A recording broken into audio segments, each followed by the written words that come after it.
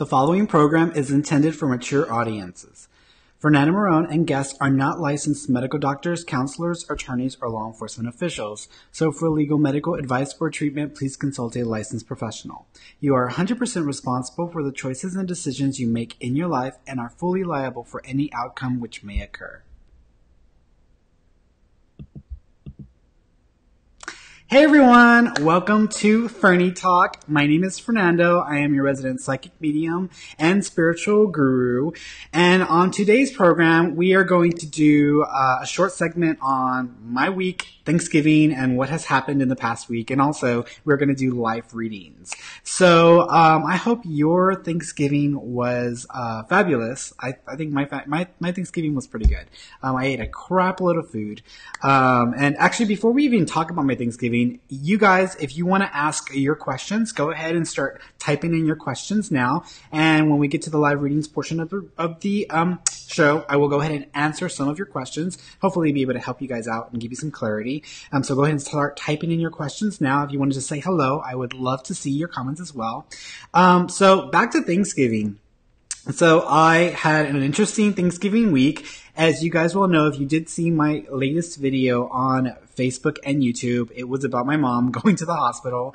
So she ended up breaking her, I think it was like she broke not the wrist. It's this bone right here.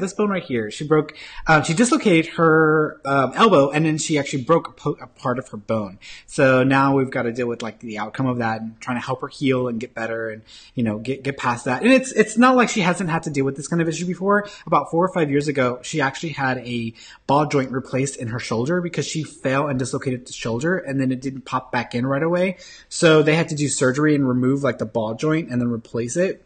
So she almost died during that whole ordeal. They couldn't stabilize her blood pressure, and she almost passed away. But luckily, she's still with us.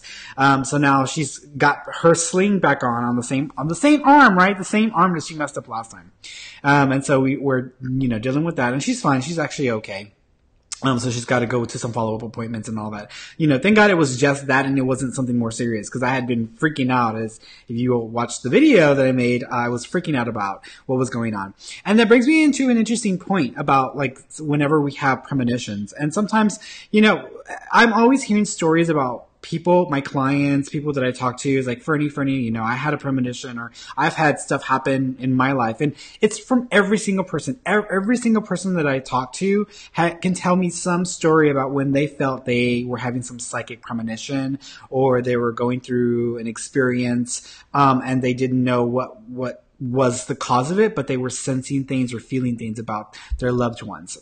So again, guys, if you want to go ahead and start typing in your questions now, if you want to ask me specific questions about your life in general, and we're not going to do mediumship sessions today. So any kind of questions regarding like your loved ones in heaven and, connecting with them, I'm not going to do that over this broadcast. I'll do that in another type of episode where I can spend one-on-one time with you as far as like us together. But if you have questions about your life, or if you want to ask about your health and wellness, your finances, career and work and relationships, ask a specific question, be specific. I'm not a mind reader, so I don't know what's going on in your mind. Then I'll get to that in a little bit, so that way you can get your questions out there and I can start bam, bam, bam getting through them. But back to what I was talking about. So every person that I talk to, they usually have a story about when they've had a psychic experience. And this is so normal. And people will think, oh, Ferny, you have special abilities or you're gifted. I may be gifted in the way that I use it or tap into it, but honestly, like, I'm not that special. Everybody has the ability to tune in to their psychic abilities. It's just about you learning the process and utilizing that process to your advantage and practicing. So I know a lot of people who I'm around who never really thought about psychic ability, and then all of a sudden they see me doing it, and I do it so regularly, they begin to have psychic experiences. And like, Ferny, now I'm starting to tune into stuff. I'm like, well, yeah, because you've always had the ability. It's just being around me is making it more possible for you, and that possibility, that belief in this could actually be real, that gets people's minds open. It opens up the doorway for them to start having their own experiences. And so they'll start tuning into stuff. They'll be like, oh, I had a dream about my grandmother, and I dreamt that she passed away, and then 2 days later she passed away. Or I had a dream about my sister being in a car wreck, and then, a week later she was in a car wreck. People have those kinds of dreams. I know mothers, especially with their children, if there's something is wrong and they haven't seen their children that day, they can sense or pick up that something is wrong. Same thing with twins. Twins tend to have that spidey sense. And this happens a lot with relationships. When you get into a serious relationship or you get into an intense relationship and you build a really strong connection with someone, what tends to happen is you actually build a psychic link because you're spending so much time around that person. You're becoming so intimate with that individual and you're letting them into parts of yourself that you normally wouldn't let people into. You start to build a psychic link up. And what happens is even after the relationship, ends, and this happens a lot of times, and I hear this over and over again, if the relationship ends, people still dream about that person. They'll still think about that person. They'll know that something is wrong in that person's life, even though they haven't talked to that person, and then they find out something happened with that person. Or they'll be thinking heavily that day about that individual, and then that evening, that person reaches out to them. This is, and people get very confused about that because, that the whole idea of soulmates has been floating around for so long that when people have these kinds of experiences, they automatically assume, oh, well, that's my soulmate. Well, the reason why I'm still tapped into my ex is because they're my soulmate. No, they are not your soulmate. That doesn't mean that they're your soulmate. It just means that you both have established a psychic link up and you're just tied in on that level. So even though the relationship may end, you shared so much of yourself with them. There's still something that links you two together. And so if they're going through like an emotional distress and you cross their mind, they're sending a telepathic signal across the distance, across time to you, and you're picking up on that. And then you start to think of them, and then, of course, they reach out to you. So that happens a lot. There were times after my breakup where I was still having dreams about my ex, and I knew that they were going through trouble or issues, and then I'd hear within that week something from them about their challenges or there was something going on. But I knew that it was because of that psychic link up that we established. Didn't mean that they're my soulmate. Didn't mean that we're meant to be together. So don't let that be the first thing you run into. And it just means that you have a psychic link up.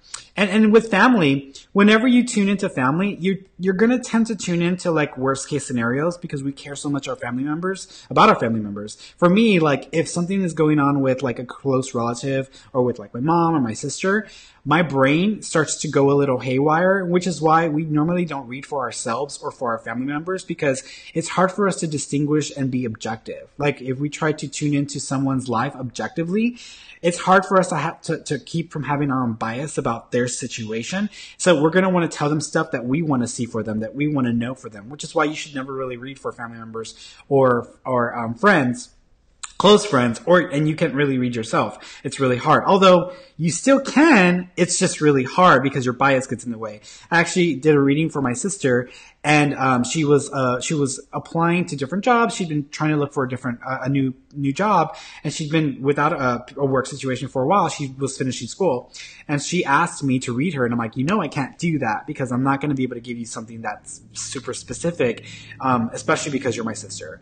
But she was just so like, she tried to go to different psychics in the area, and she's like, I can't really find one that is not you, that is like not on the first page of Google. Like I keep Googling psychics and you keep coming up.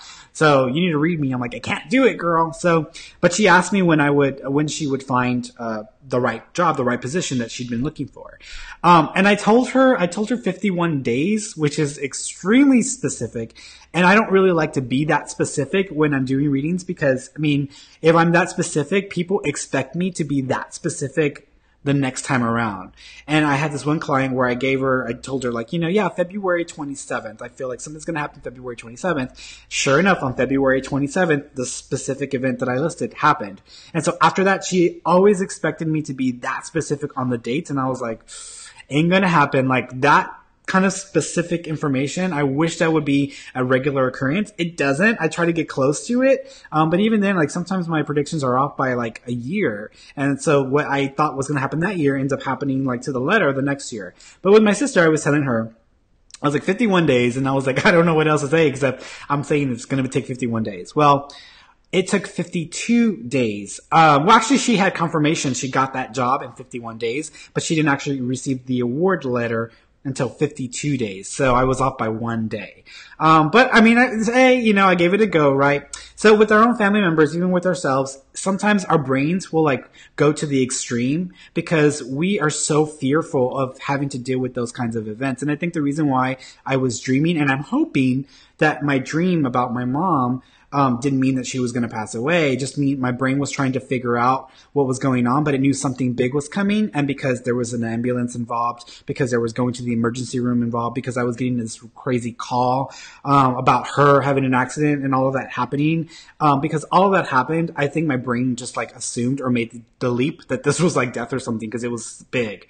But thank God it wasn't, and she's okay. So that's what tends to happen whenever we tune into our family members, whenever we try to tune in. We make jumps, we make leaps, our bias gets in the way, which is why it is so much easier to read for a complete stranger or someone I don't have a close association to than it is to read for like a family member or a close friend. And I always tell people, if you want to be my friend, don't expect me to be your psychic either, because I can only be one or the other. I can't be both. And the closer I get to people's lives, the closer I get to you, the harder it is for me to be objective and to be honest and direct with you as far as what I'm seeing. And what I want to see starts to get in the way and mess with my visions, mess with my specifics there. So it's always good. Like I always tell people, like, that's why I keep a very, very specific, I keep people at a distance when it comes to clients. I don't let them come into my friend circle, because if they come into my friend circle, they're probably going to want a reading every other day because they think, oh, now that Ferny's my friend, I can read him every day. I mean, he can read me every day. But secondly, it makes it hard for me to read you. So,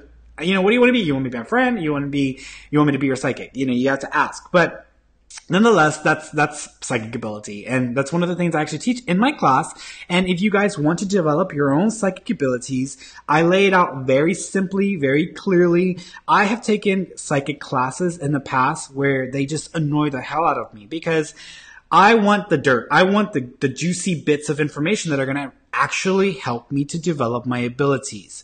And they always come at it from different perspectives. Sometimes it's like, oh, well, you have to get closer to your guide and only your guide can give you information, or you have to learn to listen to angels. I mean, I appreciate all those things, but it's not really it's not practical advice. It's like, don't you need to trust yourself, your own intuition, before you can grow closer to your spirit guides? Don't you have to trust yourself more before you can even go to that level? And so there's that piece that is usually missing, and they don't focus on it from a more practical brain perspective. They focus more on it from like a woo-woo, like ethereal, spiritual, in the sky somewhere it's written, but we don't know where it's written. So this is what we think it says. Like that's that kind of information. And I don't like that. I like to be very practical and to the point. So if you want to learn how to develop your psychic abilities, then go over to my website at www.fernandomarone.com, and you will find there the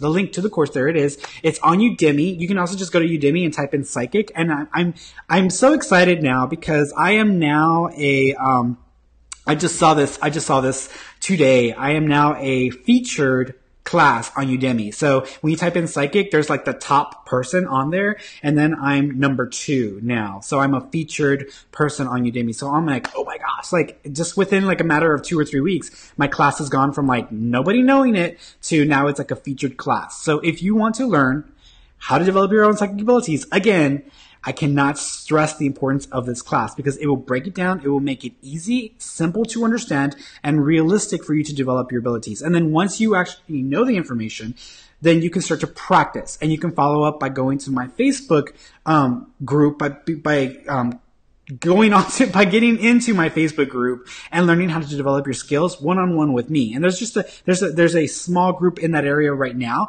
I'm thinking I'm going to try to keep it small because too many people in that class are going to make me crazy. But I want to keep it so that I can try to focus as much attention on the individual as possible and help you guys one-on-one develop. So it's a really great follow-up to the Udemy course. So I hope you guys will look into it. All right, guys. So are you ready for some questions? I bet you are. Okay. So let's go over to some of these questions here. Okay. So let's see. I think I've got a good one here. Okay. Let it go. Danny. Okay. Hi, Danny. Hi, Danny. Oh, I love you, Danny. Let's see. Let me say thank you. She was okay, guys. Come on, ask questions. I want to see some questions here. I've only got a few questions here. Okay, so let's try this one. Here we go. I've got Kayla here. Hi, Kayla. So, hello. I've been having a lot of activity here at my house. Was wondering who was trying to get my attention and if someone has a message for me. Okay, so Kayla, I actually think that there's two things going on. I don't think it's just one specific issue or event. And that's something you'll learn in my class. If you take my class, you'll learn all about that.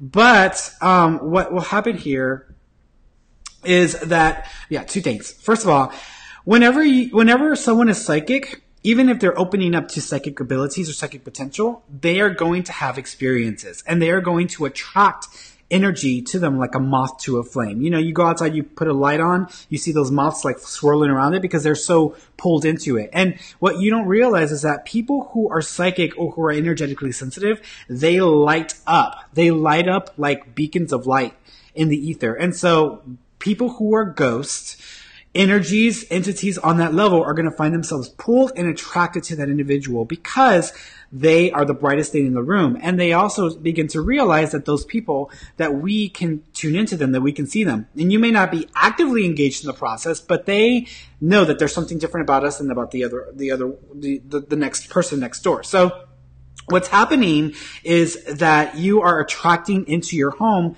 various activity. And I actually think that you've had some experiences since you were younger. You've had some experiences. So I think you're already a sensitive, period. So some of the things that you're experiencing isn't just because of the location. It may actually have to do with you personally and your own personal energy.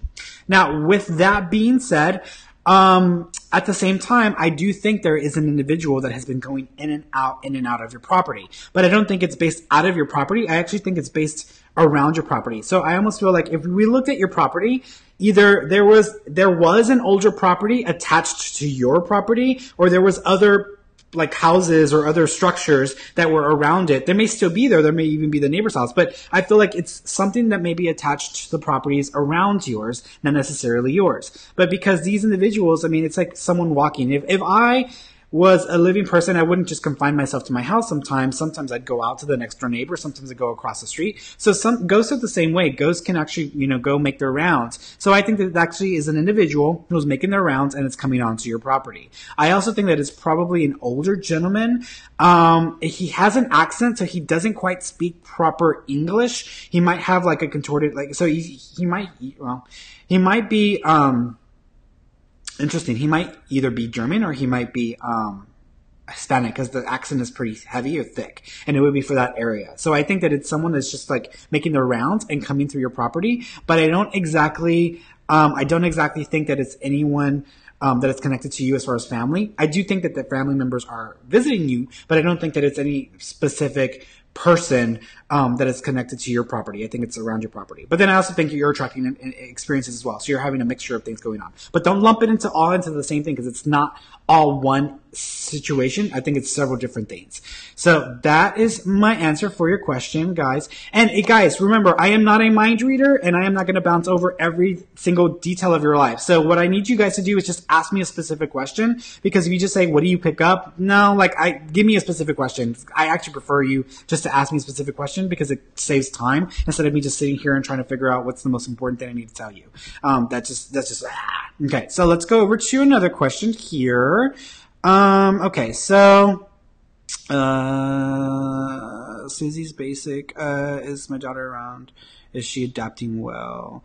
Remember, guys, no mediumship questions. It's life-based questions. So ask about like your life situations or circumstances.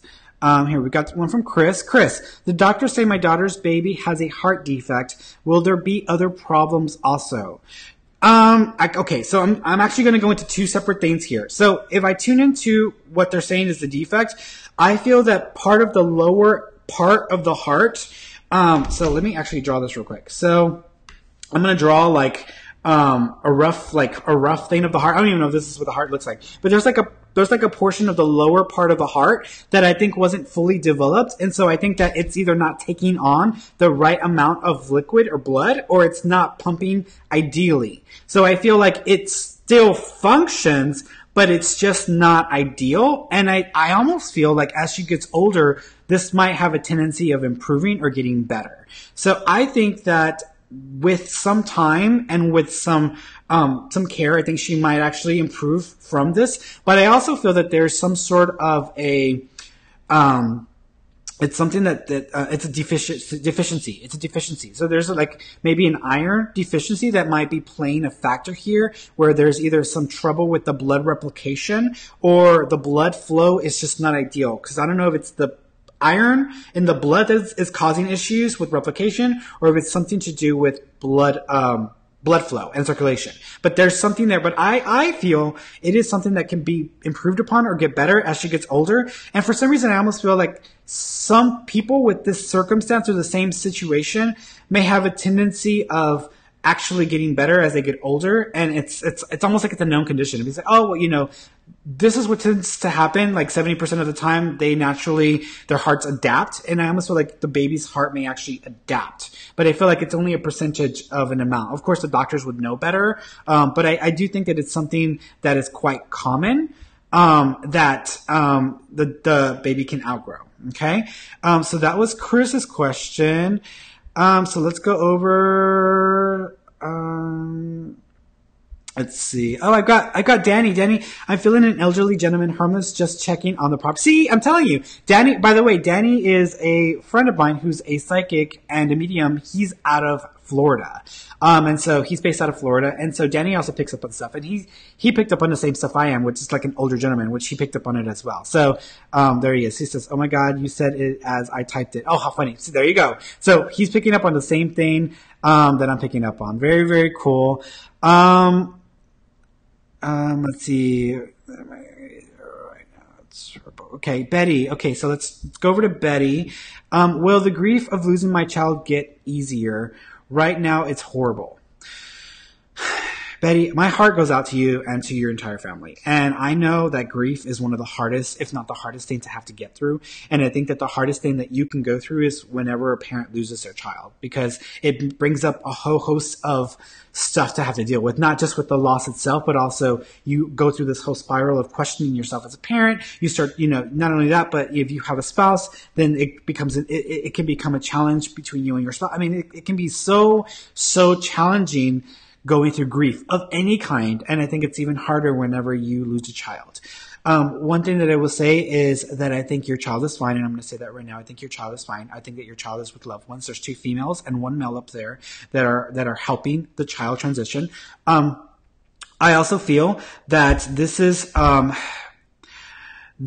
to take a while. This is not going to go away anytime soon. I think that this is just going to be something you carry for the rest of your life. And honestly, I mean, this is something that people who lose someone go through. They don't ever stop feeling that pain. They just learn to live with it, and they learn to live with it and find a new balance. And for you, and I'm not a therapist, and mediumship, even though it can help us to validate and to confirm that they are with us and they haven't gone away, it is no substitute for sitting down with a therapist, with a grief counselor, and working through your emotions, working through your pain. And although I would love to be able to do that, my job is just to provide the validation of your loved one in spirit. But it's a grief counselor, it's a therapist's job to help you move through that and to go past the grief process. This is why I always tell people, if you're ever going to come to me for a session and you want to connect with your loved one, wait 6 months, wait a year, wait a while, because you have to go through the process of grief. And so many times people want to talk to that person immediately after they've lost them. And they are not wanting to wait. They want to talk to them, and they want to talk to them. And I'm like, I get it. I totally get it. But you still have to grieve. You still have to learn to live your life without that person here with you. So this is going to take us some time. Do not expect yourself to be able to move past this right away. People around you may not be as patient. People around you may think, oh, it's already been a year. You should be over this already. And it may not happen in a year. You may not be over this in a year. So give yourself as much time as you need. Please, please, please seek the guidance of a grief counselor or therapist, because that will definitely make the transition and the finding of that balance a little easier. And I send lots of love to you and your family, and I'm so sorry for your loss. All right, my dear. Okay, so let's go over to another. Let's see. Oh, Kayla. Let's see. Kayla. Sorry, I think I've seen the man. let's see. Kayla has a response to, she's actually the one I just read a little while ago. Oh my God, thank you. Yes, I have always felt that I have some kind of psychic ability, and I think I have seen that man. See, there you go. So, I'm telling you, it's this gentleman. He's just making his rounds. Let's see. I've got one from Tony. Tony, is the man I'm currently with the right one? I hope that's not the picture of him in your, I hope that's not the picture of him, in your profile picture, because you're like letting us all know. Here's the thing. I think that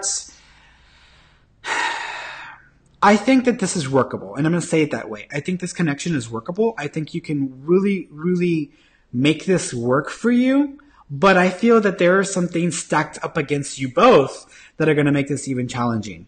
I think we're in November, so I think December is going to be a very, very challenging period, because I think that family dynamics and family challenges are going to play a factor here and may make it even harder to work past the issues you two have as a couple. With that being said, I still am seeing this connection moving forward. And as I move into the next year, I'm seeing January, I'm seeing February, I'm seeing March, I'm seeing April. Right when we get to April, right around that April-May timeframe, I'm seeing challenges again. And I think the challenges in April, that April-May timeframe, are a repeat of what has already happened, which means repetitive issues, something that you've already dealt with, is going to pop right back up around that April-May timeframe. I also feel that you really need to learn how to trust. And if at the moment you cannot trust because of circumstances, you probably need to work on that individually and separately, and not in the relationship. I mean, you got to work it out, period, because if you're going to make this work, you need to have trust for each other. But the trust issues may be because of the relationship and also because of experiences prior to this relationship. So those are a couple of things that I think you need to work on that will give you a fighting chance of making this work. It could work. Is this the right person for you? That's entirely up to you to decide. But as far as like the way that I feel, this is going to be some work. This is going to be work. It's going to take work. It's not going to be an easy thing to get through. But if you get through it, if you put in the energy, then yes, it could work. And this could be the right man for you at that point. But I'm giving it 2 years. It's going to take a couple of years to really work through all the issues before you can say you're in a good place. Okay. So let's go over to another question. Okay, question. So, Susie. So, I've been told that I have a clairvoyance about me. I'm not sure it's something I want, but do you feel that? So, Susie, everybody is clairvoyant. And something that I mentioned before, everybody's psychic, everybody's clairvoyant. Some people are just more naturally sensitive. Honestly, I don't think you're so much clairvoyant as you are empath, meaning that you're just really emotionally sensitive to other people and to experiences and to things. So you're emotionally sensitive. And sometimes you might find yourself emotionally reacting to things, but nothing is actually happening yet. And then, of course, something happens. You're like, okay, so I'm bouncing off of that. So I think you're just more emotionally sensitive than anything else. What I would say is, if you want to develop your emotional abilities, go to my class, take it on Udemy, go to my website, www.fernandomaron.com, take the class. It will help you learn how to deal with it. I know you're saying, I don't know if I want to have it. That it's going to happen no matter what. You can't switch it off. It's not something you can turn off. It's a natural ability. It's like, Ferny, I don't want to grow hair. How do I stop myself from growing hair? Unless you have a natural tendency to being bald, you're going to grow hair. So it's something you're going to have. It's something you're going to continue to sustain. So if you want to structure it and learn to control it so you can use it, take my class. It'll help you learn how to do that. Okay. All right. So let's go over to another question. Let's see. Okay, let's see. Just as I haven't just broken. Okay, let's go over to Sherry. Okay, Sherry's got an interesting question. Sherry, my son Kenny was murdered in 2014. I'm still waiting on justice and I haven't had one dream. I'm just so broken. Please help me. Okay. Sherry, here's the thing. And I'm not going to try to connect with Kenny right now because I think that, we would have to have a one-on-one so that I can do that properly. But here's what I will say. Because this comes up a lot. Whenever I have a mediumship session with someone, people say, I haven't had any dreams. Ferny, why haven't they visited me? Don't they want to visit me? Is something wrong? Is something happening? Here's the thing. If you are going through so much loss and you're going through so much despair, it's like you're at the bottom of a swimming pool. And I've used this analogy before. I use it again. It's like you're at the bottom of a swimming pool. And in order for you to connect with your loved ones, remember, when we pass away, we're all on the bottom of the pool. Like everybody on the planet Earth, everybody who's physical, everybody who's alive, we all have baggage, we have drama, we have stuff we carry with us. We're at the bottom of a pool. Whenever we're at the bottom of a pool, we're heavy, we're weighed down because of our drama, of our baggage. So when you pass away, you literally let go of all that baggage, all that drama, and like a ball filled with air, you flow right to the top of the pool. The top of the pool being heaven, the other side, that elevated energy, that vibrational state. So when we in the physical world, we want to connect with those in spirit, what I do, what helps me, what causes me to be able to do it is I have to check out of my issues in life. I have to check out of the pain associated with the loss of that individual. I have to check out with stuff that's causing us drama, concerns, issues in life. I have to mentally check out, which is what meditation is good for. The minute that you do that, your energy starts to come higher and higher and higher, and because you let go of some of that baggage and you get higher on a vibrational frequency. So those in spirit, they can actually start to come down a little bit and meet us somewhere in the middle, a lot closer to where they are, but a little bit closer to where we are. And so they'll meet us somewhere in the middle. And so I can only hold that state for so long. I mean, when I do a mediumship session, 45 minutes is probably my limit. After 45 minutes, I start to struggle with that one spirit because that energy can only be held for so long. It's like a fish out of water. So in order for you to connect with your son Kenny, in order for you to reach or have any kind of interaction or to receive dreams or any kind of visitation, you gotta check out of your pain. And I know that's gonna be like, how the hell do I check out of my pain, Ferny? I'm in pain. I get it, but you gotta check out of your pain. So you have to pay less attention to your pain. You have to detach yourself from your pain just for a little bit, because it's gonna be hard to do it on a regular basis, but just for a little bit, and then start to bring yourself up a little, and that'll start to bring you up higher energetically. So if you can do that before you go to sleep, just do a little meditation or have a little prayer. Just say, I release my pain to God, or I release my pain to the divine. I release what I feel inside. I am at peace with what is. This is what it is. There is nothing that I can do except embrace and accept what is right now. If you can get close to that, and I'm not expecting you to let go of everything and to let go of what's happened, just check out of your pain for a little bit. If you can do that right before you go to bed and you practice that, that will help your energy come up a little higher. So when you are sleeping, you're vibrationally at a higher state, because the way you go to sleep is the way that you wake up, right? That's why they always say, don't have a fight and not make up when you go to bed, because you go to sleep with that energy. Because if you go to sleep with that lower level energy, you're going to stay stuck with that and you're not going to be able to overcome it, and they can't reach you. It's too far down for them to come down. They're on a heavenly plane. To ask them to come to the physical plane for us is just not possible. So we need to kind of come up a little higher. Okay. So that hopefully will help you to improve the amount of opportunities you'll have to connect with your loved one. So let's go over, I'm going to answer 2 more questions. Let's see. Here's another one. Here's from Sandy. Is the man I love going to fix things to be with me? What is happening with him right now? Okay, Sandy. So here's the thing. I think that there were plenty of opportunities before the relationship stopped or before there was the break to work through some of the stuff. And I feel either because of you or because of the decision was made not to work on those things for whatever reason. The decision was made to not really work on those things. And there was just this desire to make things would just be the way they are. And I think that things went too unchecked for too long, that I feel now that person is mentally like, I don't want to do this anymore. I don't want to be involved in this relationship. I don't want to even try, because I feel like it's hopeless. It's just a waste. And that's how I feel their mentality is. So I feel that right now, even though you may desire for this person to come back into the picture, mentally, they may not be in the same place you are. They may be trying to move forward or to move on.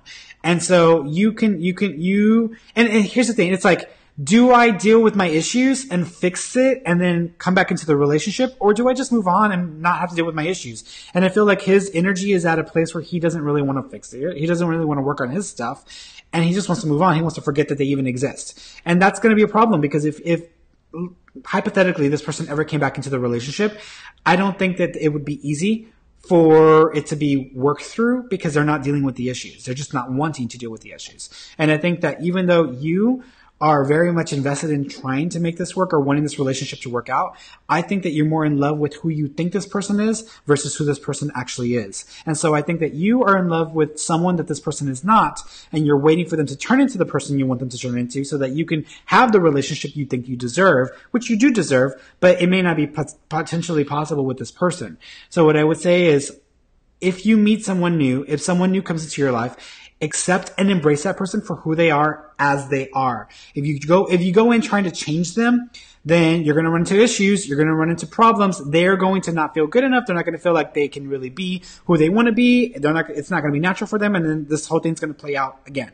So the next person that comes into the picture, which I feel as we go into the new year, I think right around July or August, someone new will be coming into the picture. If you give that person a chance, I think this could potentially work and this could go in a new direction for you. But accept them as they are. Try not to go in expecting them to be what you expect them to be, and then accept them where they're at, and then expect them to change to meet your expectations. That's not going to work. And so many times in relationships, we all tend to do this on a regular basis, where we don't accept people for who they are. They show themselves to us, and we're like, oh, that's not you. This is who I think you are, and I think you could be this person. So when are you going to fix yourself? And then, of course, it doesn't work because we're putting pressure and expectations on that person that they honestly do not really deserve to have put on them. But I feel like he's shown himself to be who he is, and I don't really get the feeling that he wants to fix or work on those issues. So I'm sorry, Sunny, but that's just not the way I feel this is going to go. So let's go over some more questions. There we go. Okay, let's go through.